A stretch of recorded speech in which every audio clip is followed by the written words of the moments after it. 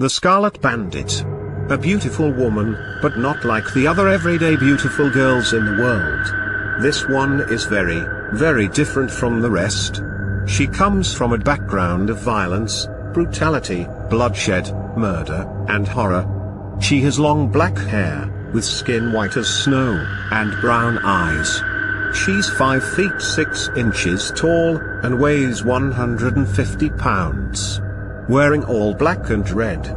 Specifically, wearing a black and red duster coat, a black and red bandana, a red shirt, on top of it, a black and red vest, black pants, black and red chaps, black and red cowboy boots, red spurs, a black and red cowboy hat, and black and red gloves.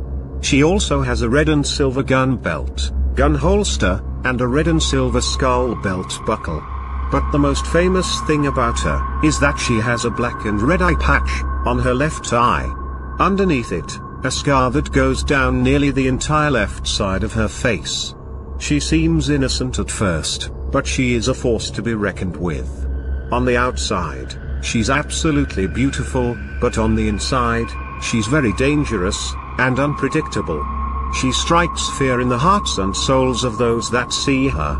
Whenever people see her, they feel uneasy, scared, and extremely uncomfortable.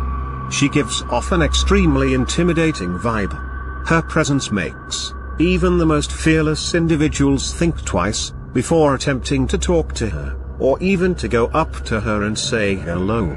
She always gets her way. If she doesn't, she forces people to do as she tells them to, or they pay the price. If she looks at you, she'll smile, but in the way a psychopath would, innocent at first, but then sends a chill down your spine, and makes the hairs on your arms and neck stand on end. Her personality is that of a true serial killer, which came to life from the very first crime of hers that she committed many years ago. This is her story, which is one that will make you never want to sleep again, and that will give you nightmares, in the worst way, to the point that it'll make you all paranoid and will make you go insane. Her story begins in early 1890, in a small farm outside of the booming silver mining town of Tombstone, in Arizona. On the 28th of February 1890, on her 16th birthday. Before she became the Scarlet Bandit, her real name was Bridget Sarah Chicana. Her dad, Mark Jonathan Chicana, age 54, and her mom, Amanda Candice Chicana, age 45. Her dad worked at a sawmill, and her mum was a former bartender at the Tombstone Saloon. They lived on a small ranch outside of the town of Tombstone. It was a ranch, which was 20 square acres wide, with a vast open field in the front of the ranch, and the woods in the backyard. They were in the middle of celebrating their daughter's 16th birthday. After Bridget blew out the candles, there was a knock at the front door. Mark went to answer the door. He opened the door, and the local mailman gave him the daily newspaper, and an envelope. The mailman left. Mark went to his desk, sat down, looked at the newspaper, and he's shocked by what he sees on the front page of the newspaper. Amanda came over to him after hearing him gasp in shock.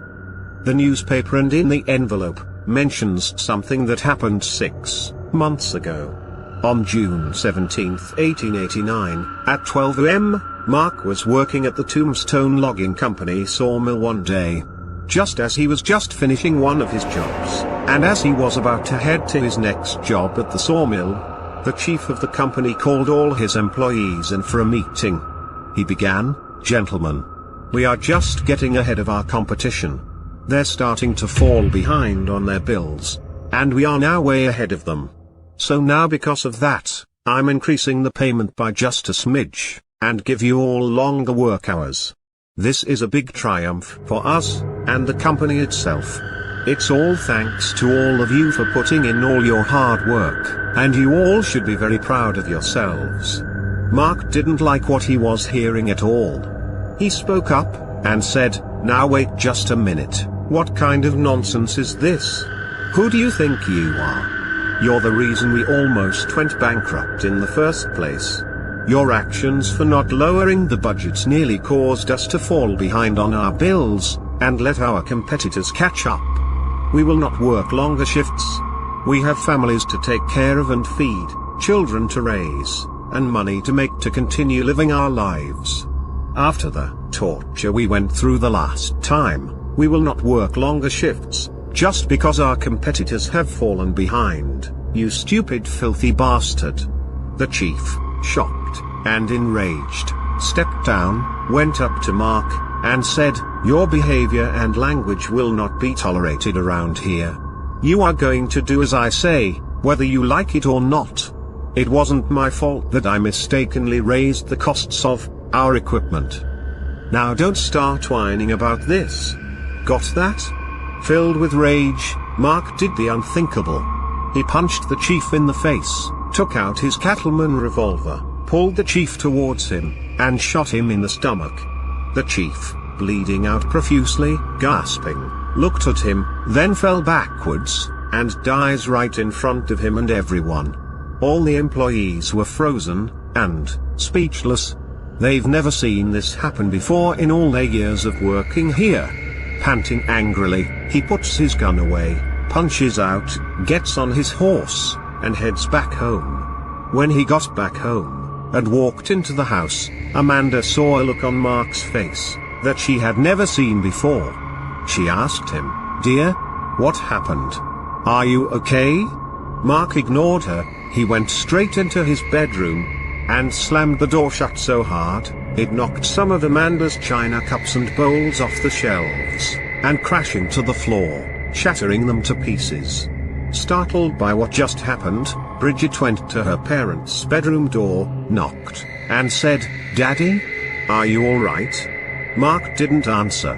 Then Bridget asked, "Did something happen at work?" Still no answer. Confused and shaken up, Bridget asked her mom, "What's wrong with Daddy?" Amanda said, "I don't know, sweetie. But we should give him some time to calm down. He's just in a very bad mood right now. Don't worry, he'll be fine." Though 6 months later, Mark was having flashbacks of what he did that day. The paper reads, "Employee, Mark Jonathan Chicana, killed the chief of the Tombstone Sawing Company sawmill over new changes."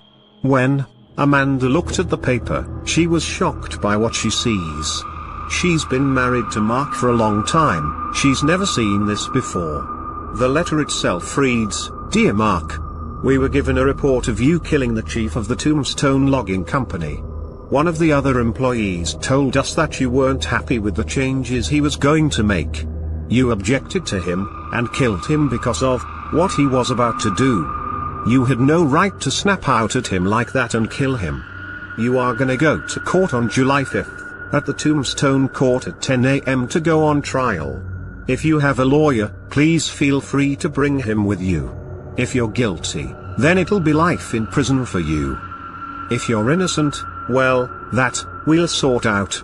If the claims from the other employees are true, that will decide the fate of you, your wife, and your daughter.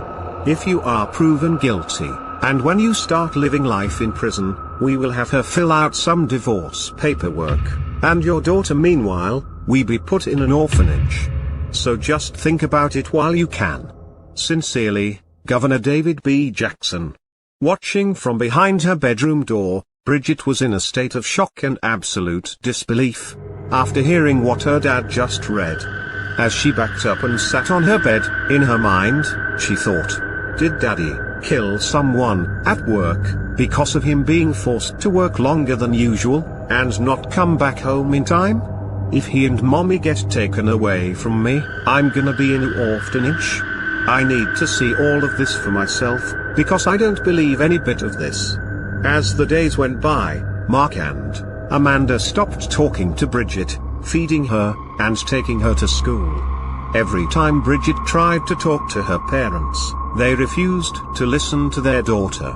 Bridget felt neglected, unloved, and now feeling like a stranger to her own parents, because they won't talk to her anymore.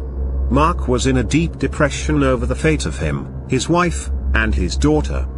The next day, Bridget went looking for her dad to find out if what she heard him read in that letter was true or not. She found him working in the barn, raking up hay for his cattle. Bridget opened the barn door, peeked inside and asked, "Daddy? Is it true? Did that letter you got really say what you did at work?" Mark stopped, paused, stared at the wall in front of him, then continued raking up the hay. Bridget then came in and walked up towards him. As she was about to touch him and ask him who he killed, out of rage, Mark pushed Bridget so hard, he knocked her down. She fell backwards into a pile of hay that he just raked up. She crashed into the hay pile, of which rattled the supports, which are holding a shelf of black paint cans. The shelf above her snapped, the paint cans fell and spilled paint everywhere, and it got all over Bridget.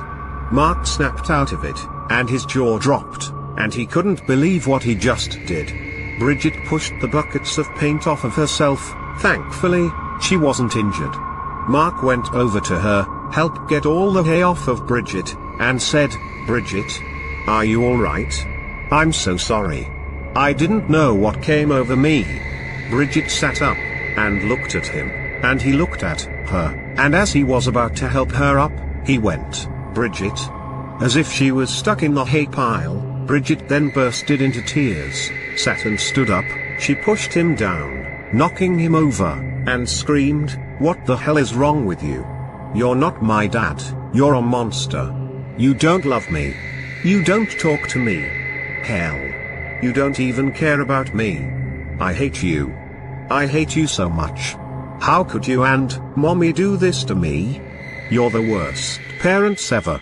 Then she ran out of the barn, and into the woods in the backyard, crying.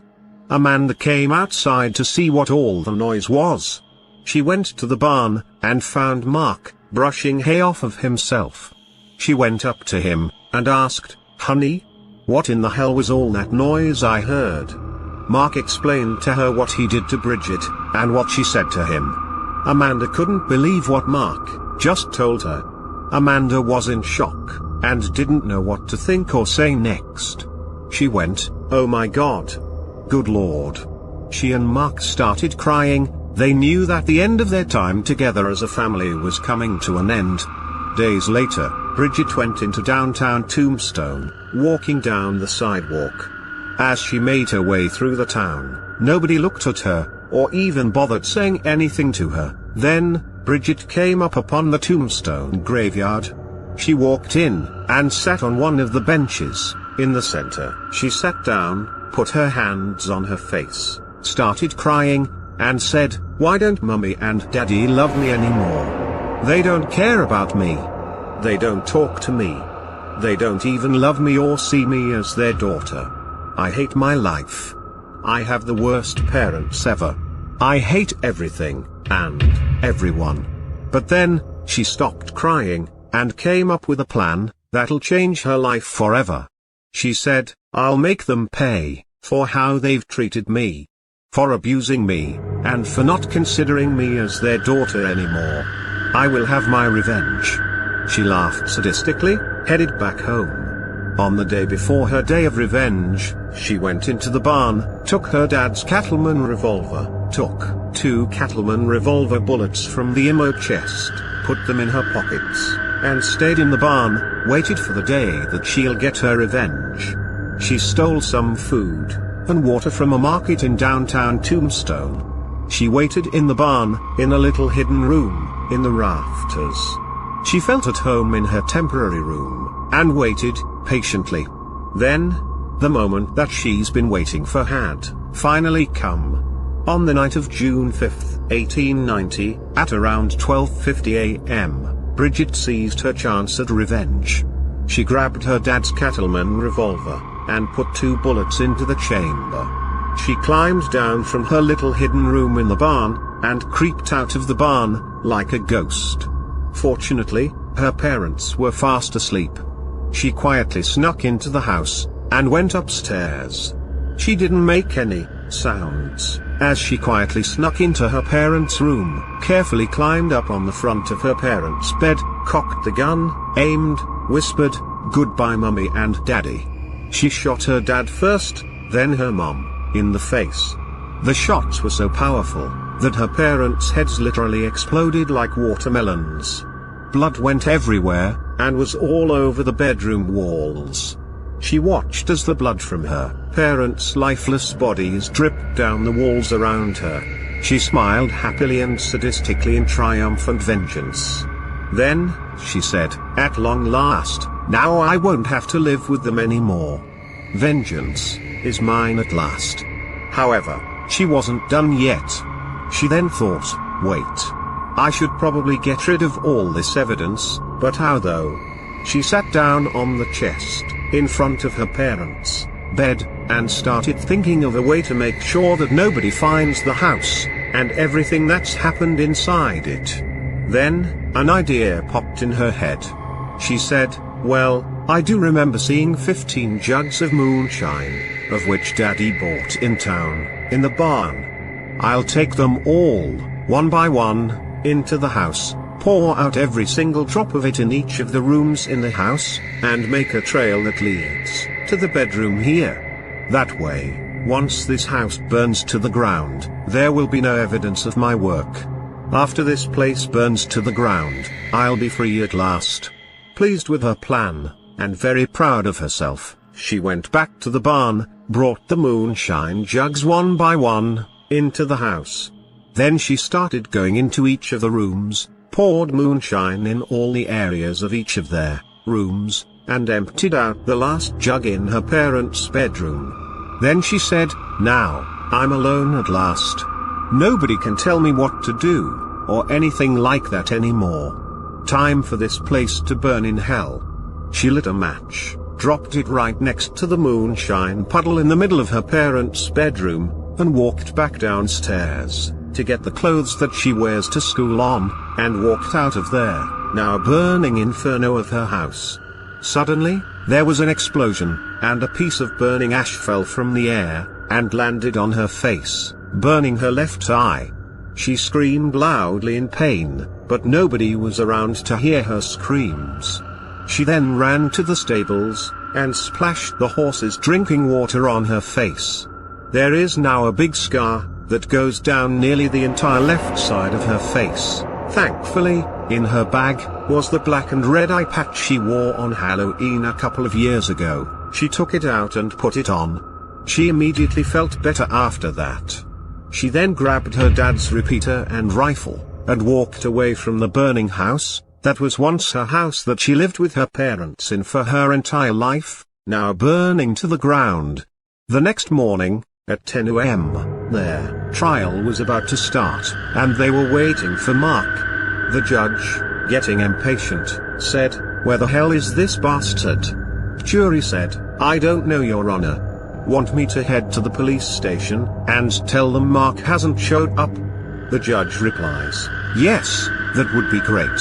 The jury then says, "Yes, Your Honor." The jury headed to the police station, and told the police chief, "Chief, Mark hasn't showed up at all in court. I want you to send some of your officers to their home, and see what's going on." The chief, baffled, but willing to help, said, "Of course, consider it done." He gathers his officers into his office and announced, "Gentlemen, Mark Jonathan Chicana hasn't showed up in court yet. He was supposed to go on trial today at 10 a.m. I need 6 of you to go to their house and see what he's doing." 6 of the officers went to the house. As they arrived at the house, the officer leading, said, "Oh my God! What the hell happened here?" One of the other officers says, "Well, this is quite unexpected." The leading officer said, "Search the area, and see what you can find. I'm going back to tell the chief what we've just found." The other officers stayed to investigate the area. The leading officer made it back to town, went to the chief's office, and said to him, "Sir, we found him." "Well, what's left of him anyway?" The chief, confused, said, "What in the hell are you talking about?" The officer explained to the chief what they came across when they arrived at the house. The chief, stunned and in shock, stood up from his chair, and said, "Get there, detectives filled in and meet me at the house. I wish to see all of this for myself." The officer replied, "Yes, sir." The chief and the detectives arrived at the house. The detectives were shocked by what they see. One of them says, "Oh my God! Who would be crazy enough to do something like this?" The chief said, "That's what we're gonna find out." The detectives started walking around the site, looking for clues. Then, one of the detectives shouted, "Chief! You're gonna wanna see this." The chief ran over to the detective, looked at what he found. What he found was a burnt body part. The chief, the detectives, and some officers, worked together to lift a piece of rubble off of the body part. When they did that, they all gasped in shock. The chief said, "Jesus Christ! Is this him?" "There." Detective said, "I'm afraid so, sir." What they were looking at were the bodies of Mark, and his wife, Amanda. Burnt, and with their faces gone. The chief, not gagging, said, "Well, this is indeed unexpected. But who in the hell would be crazy enough to do this to him?" Then one of the officers asked him, Chief, didn't he have a daughter?" The chief replies, "Yes, he did." Then, the chief paused, looked at the detectives, and said, "Hey, do you think?" One of the detectives, convinced, said, "Apparently his daughter was very angry at her parents. So what I'm guessing happened here was this." The detective started putting together the chain of events. He began, "So what I'm guessing happened was that his daughter went into the barn over here. Got something flammable. Then she brought it into the house. Next, she poured it out in all the rooms. Then she ignited the fire. Until it seems like something over here exploded. And then, the house and the barn, overnight, burned down, and left all this behind." The chief, very convinced, then said, "So, you think his daughter did this?" The detective said, "Yes, sir." The chief then said, "Get the undertakers and some construction workers over here to help clean up the mess." That evening, the bodies were brought out of the burned remains of the house, and were given a funeral. After the funeral, the chief announced everything he had seen, and them that it was Mark's daughter, Bridget, that killed him and burned the house and barn down. Then he announced to keep on the lookout for a little girl, with long black hair, white skin, and brown eyes. That she's 5 feet 6 inches tall, and weighs 150 pounds. Meanwhile, earlier that morning, Bridget slept in a small abandoned house in the middle of the woods. It was the best sleep she's had in a very, very long time. She had plenty of food, and water for herself. She learned all this from reading a book on surviving in the wilderness, years ago in school. Their house meanwhile, collapsed after burning to the ground last night. All that was left was a pile of ash, dust, and rubble. Nothing was left of the house, or the barn. Days later, she saw wanted posters outside of the Tombstone police station. Intrigued, she said, "These three have done something that probably wasn't as bad as what I did. Well, I should probably go and hunt them down. This should be fun." While no one was looking, she took them all, and started hunting them down. The first gang she hunted down was a group of hillbillies in a tiny town in the middle of the forest. She went in, quietly snuck around, killed them all, one by one, without being noticed and heard. As she killed the leader, she takes his black and red cowboy hat, and black pants, that were slightly tight on her, but she felt very, very comfortable in them. She headed to the next location of the second gang, of which the second gang was a gang of grave robbers. Just like she did with the first gang, like a ghost, Bridget killed each of them, one by one, silently. When she killed their leader, she took his red and black cowboy boots and chaps, his red spurs, and his red shirt, which was the perfect size for her. The third gang she hunted down is a Mexican gang. She knows how Mexicans are, because she had some friends in school that were Mexican, and spoke Spanish, though they didn't teach her Spanish. She, again, quietly snuck into their hideout, and killed each of them one by one. When she killed their leader last, she took his black and red duster coat, vest, bandana, and gloves. The fourth and last gang she hunted down was a large portion of their White Brotherhood gang. She waited until midnight to go in and kill them all.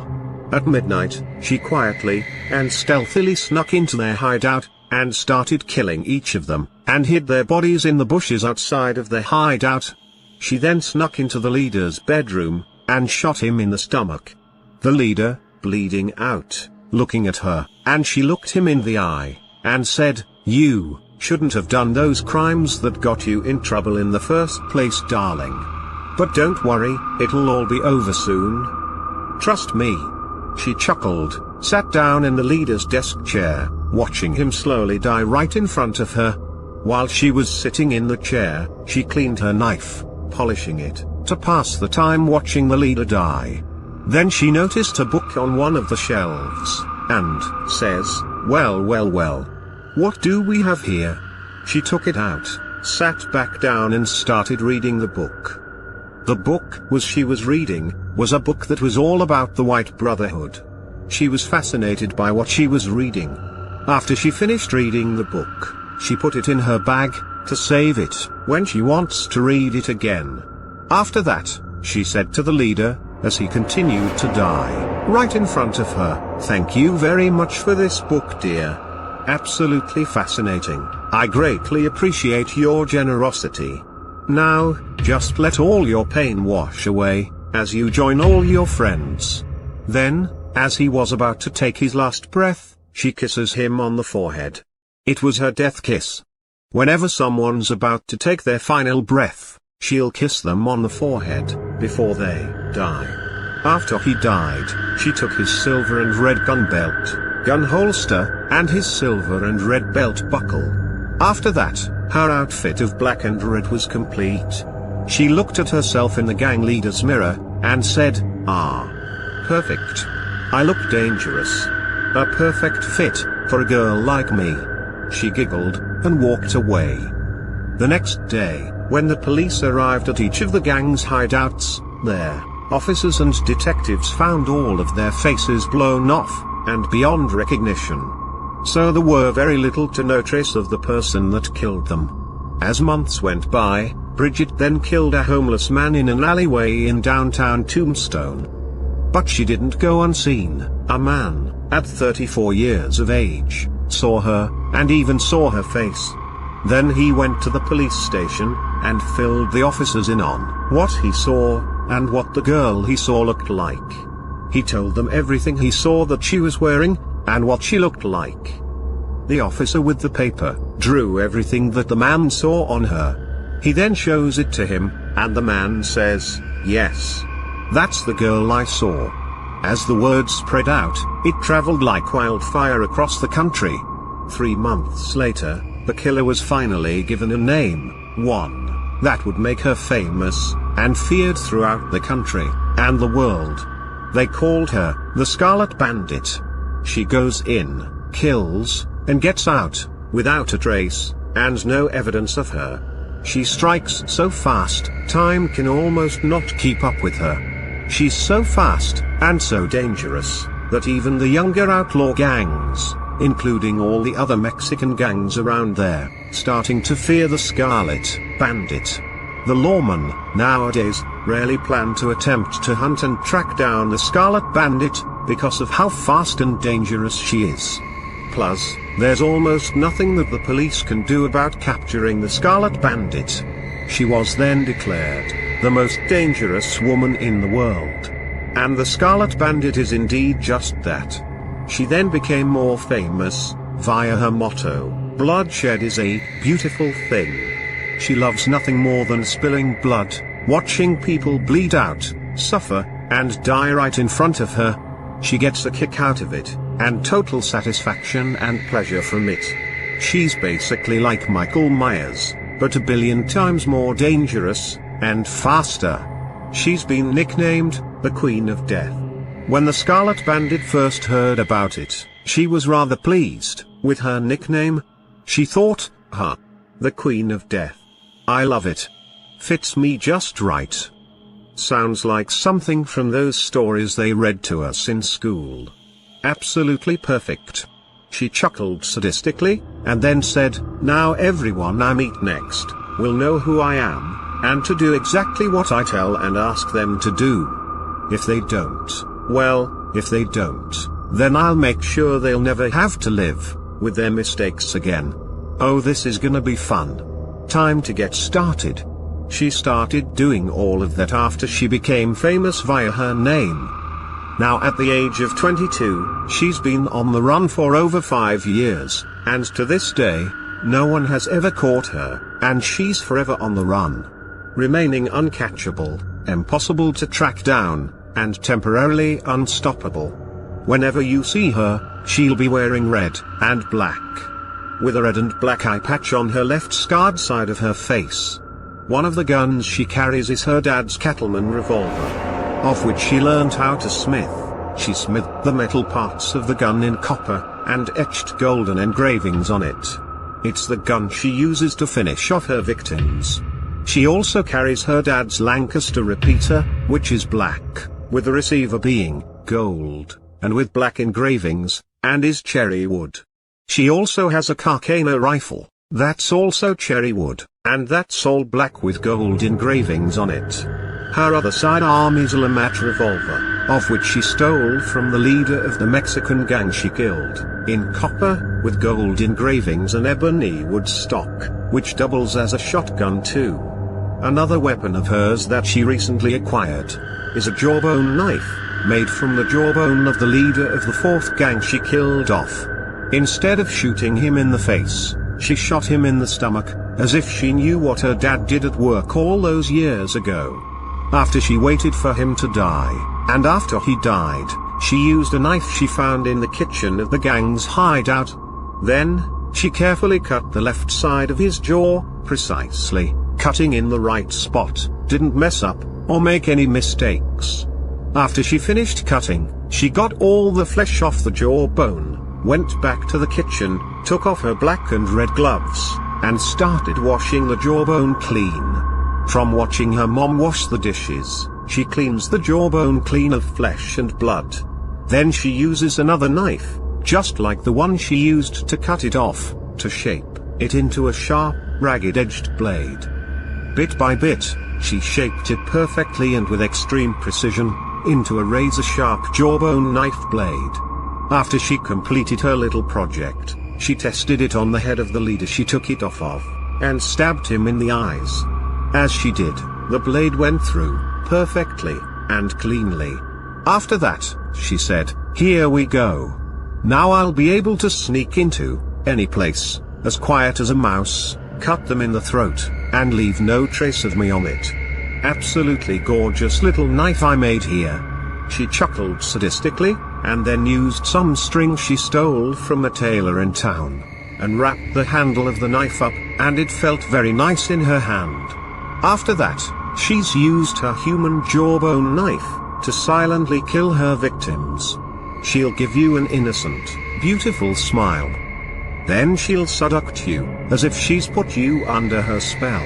She'll then take you to a place where no one will find you. But then the last thing you'll see is her gun aimed right in your face, and before you can do or say anything, she'll say, "My business. My rules." Laugh, and then shoots you in the face, just like she did to her parents. So be careful, watch your back. You always be alert. You never know when or where the Scarlet Bandit will strike. She could be anywhere, at any time. If you see her, make sure she doesn't see you.